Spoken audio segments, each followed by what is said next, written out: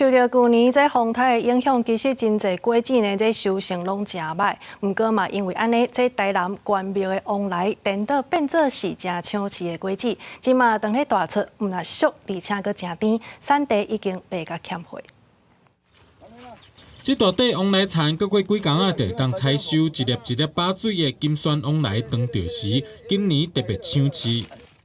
问题就是去年风台的大水灾害产生起来，往来算断开果子啊。伊的产量即嘛是加，就是迄阵拢受到影响啊。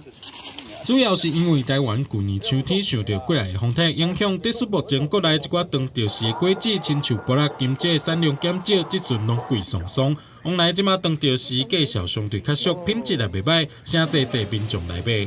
香蕉也比较贵。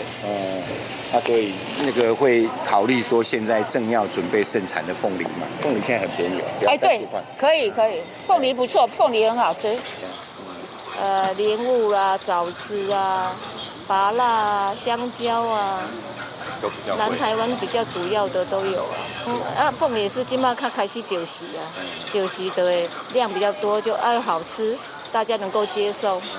即马牧业商要继续咧销国内外市场需求量加大，往来要未采收就已经有销路，库龙瓜运销作业也暂时延后。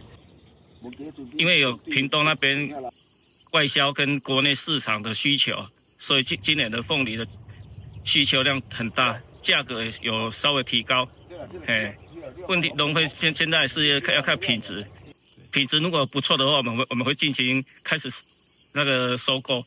本来受到去年风台甲后续天气影响，即阵价销较悬，不过续来5月以后会陆续采收，价销也会调整。公司新闻综合报道。